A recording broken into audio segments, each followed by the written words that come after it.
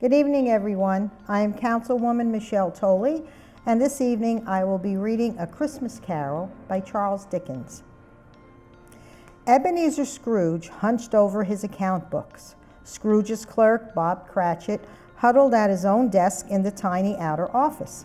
The front door burst open and a blast of December air whipped through the two rooms. "You can't mean that, Uncle," said his nephew. "Why don't you close early today?" "Bah humbug," said Scrooge. One of the carolers, a young boy, stopped by and was singing and stared up at Scrooge.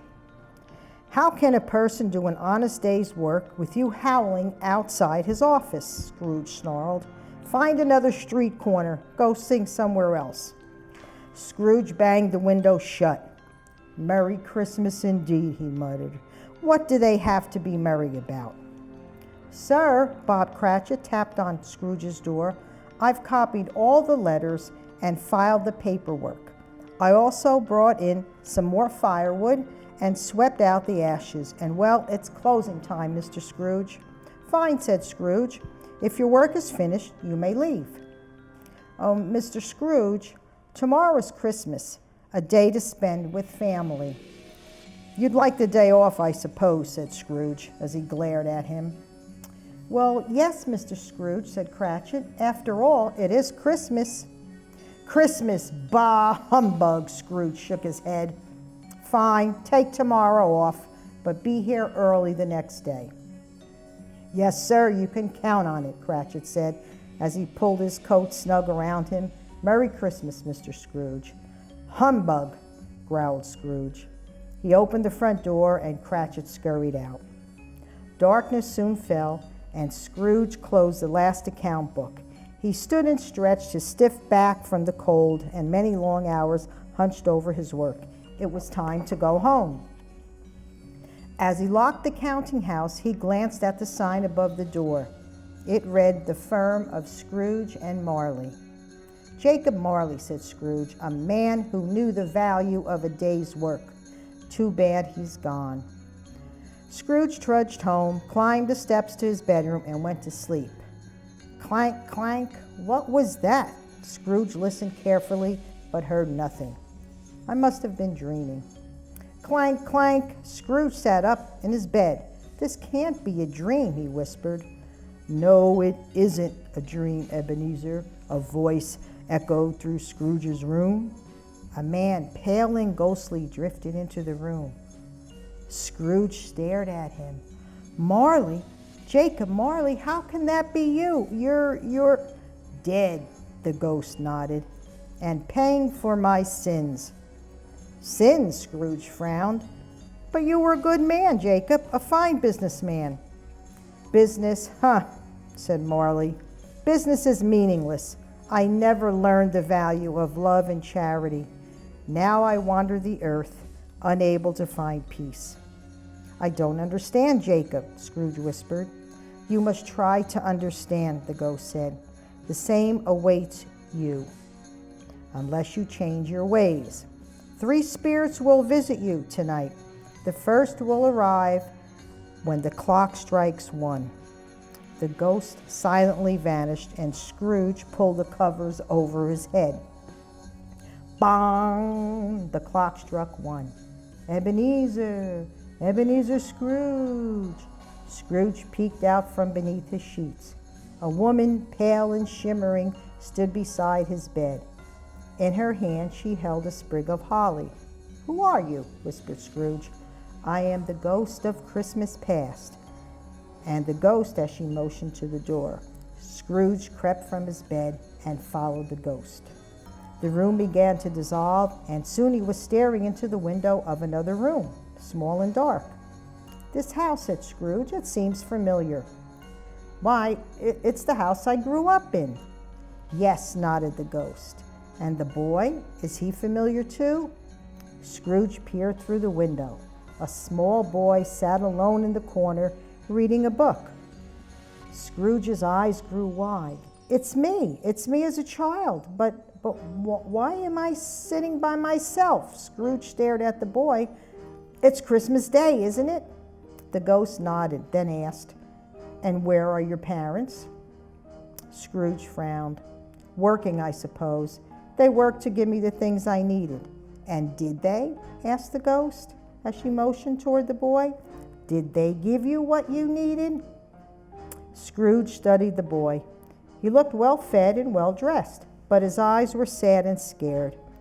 He reminded Scrooge of the young caroler from the night before. Scrooge then remembered how he yelled and how he frightened the boy. We have many places to visit, said the ghost, and very little time. Come with me. The small dark house faded away, and in its place stood a bright office filled with many workers. I know this office, said Scrooge. I worked here. I was Mr. Fezziwig's apprentice. And look, there he is. Stop your work, Mr. Fezziwig told all the office clerks. It's Christmas Eve. A fiddler began playing, and Mr. Fezziwig led his wife to the center of the room. He took her in his arms, and they danced a lively jig around the office. The clerks clapped and tapped their feet, and several other couples joined in the dance. The ghost of Christmas past glanced at Scrooge. This certainly isn't the firm of Scrooge and Marley, is it? Do you recognize the clerk in the corner? Scrooge stared at the young man. Why, it's me. The young Scrooge laughed and clapped to the music. His eyes were bright, his cheeks were pink, so different from Scrooge's own clerk, Bob Cratchit, who had huddled in the cold the night before, working quietly, his pace pale and shadowed. I hope this party never ends, young Scrooge called out. Let's stay and dance forever. Old Scrooge thought about Cratchit, who had scurried away from his office as quickly as he could on Christmas Eve. Cratchit couldn't wait to get away from me, he said. The music faded. Fezziwig's office dissolved into darkness. We have one more stop, said the ghost. Our time is running out. The ghost waved her arms, and Scrooge saw his younger self again, sitting in a garden beside a lovely young woman. The woman's eyes filled with tears as she said, I can't marry you, Ebenezer. There's something you love more than me. Nonsense, said the young Ebenezer. You love money. You love it more than anything. And the woman ran from the garden. Old Scrooge and the ghost followed her. Scrooge could see she was now a few years older, but she was in a parlor that had been decorated for Christmas. Children laughed and played at her feet. A little girl threw her arms around her and kissed her. You could have made her happy, the ghost said. Take me home, Scrooge said. I can't bear it anymore. Bong, bong. The clock struck 2. Scrooge was back in his own bed. Thank goodness, he said as he sank back onto his pillow. It was a dream. No, Ebenezer, it wasn't a dream. A large man, glowing and transparent, stared down at Scrooge. I am the ghost of Christmas present, he said. I have much to show you. Grab onto my robe. Hurry, we cannot be late. Scrooge touched the hem of the spirit's robe. The bedroom vanished, and Scrooge found himself on a busy, snowy street. The dark of night had disappeared, and now the morning sun peeked over holly-draped storefronts. Men and women bustled along the sidewalks while their children laughed and skipped at their sides. Everyone looked so happy, grumbled Scrooge. Of course they do, said the ghost. It's Christmas. Scrooge shook his head. You mean they all woke up happy simply because the calendar said December 25th? The ghost smiled. Yes. Today they can forget their labors and their troubles and simply enjoy their families, the fine food on their tables, and the blessings in their lives. When was the last time you stopped and enjoyed that moment, Ebenezer? Try it now. Close your eyes. Scrooge frowned and closed his eyes. The aroma of freshly baked bread mingled in the crisp morning air. Horses clip-clopped over the cobblestone streets. An icy snowflake tickled his tongue, and his mouth stretched into a wide smile. The ghost led Scrooge down the street and into a tiny house. Beside a small Christmas tree, a man was playing with his children. 3 boys wearing patched-up trousers, 2 girls whose dresses were faded and frayed. The man looked up. He was Scrooge's clerk, Bob Cratchit. Cratchit, Scrooge frowned at the threadbare furnishings. This is where he lives? The ghost nodded. It's all he can afford. His employer is a bit of a miser. A woman, Mrs. Cratchit, carried a small turkey into the dining room on the platter. She adorned her dress with bright red ribbons, but her dress was mended and worn. But she still smiled as she carried the plate to the table. The older children giggled and scrambled to the table. Their clothes are rags, said Scrooge, and their turkey is nothing but bones. Bob Cratchit lifted the youngest boy from a chair in the corner and carried him to the table. The boy was pale and thin and carried a crutch. His name was Tiny Tim. Merry Christmas, he said. God bless us, everyone. What is wrong with that child? Scrooge asked. Come, said the ghost as he turned to leave. Wait, Scrooge said. This child is hurt. Their turkey is all bones. Tell me why they are so happy. Bong, bong, bong. Scrooge blinked. He was in his own bed again, and the ghost of Christmas present was gone. But as he sat up, another ghost floated into his room. He was draped in black, and a dark hood hid his face. Scrooge pulled the sheets to his chin. Who are you? He asked. The phantom said nothing. First came the ghost of Christmas past, then the ghost of Christmas present. Scrooge said as he stared at the phantom. You must be the ghost of Christmas yet to come. The phantom gestured toward the door. Scrooge followed him into the street. The door was locked in front of the counting house, and the windows were dark. 3 men stood out front, talking and shaking their heads. I know those fellows, said Scrooge. I do business with them. We are quite friendly. These men like me, even if my own nephew does not. Poor old Scrooge, said one. They say he's very sick. He must be near death if he's closed up his firm for the day, said another. If I know Ebenezer Scrooge, said the third man, he'll work during his own funeral. The men laughed.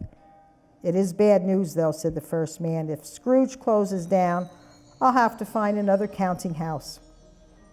Scrooge turned to the ghost. But I'm not closing down.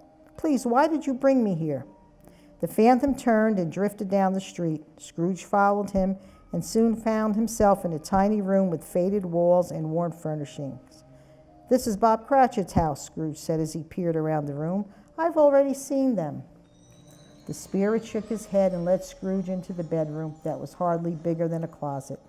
Mr. Cratchit sat next to a small bed and held Tiny Tim's hands. Tears trickled down Mr. Cratchit's cheeks. What's wrong with them? Asked Scrooge. They were so happy the last time I saw them. And where's Mrs. Cratchit? The bedroom door opened, and Mrs. Cratchit came in. Scrooge watched Tiny Tim sleeping in the bed. He was thinner than he had been at Christmas dinner, and his face was drawn and pale. His crutch rested against the bed, and a ball of mistletoe hung above his head. Do you see him? Asked Mrs. Cratchit. Will the miser help us? Bob Cratchit shook his head. Mr. Scrooge says he won't help those who can't help themselves. He took Mrs. Cratchit's hand in his.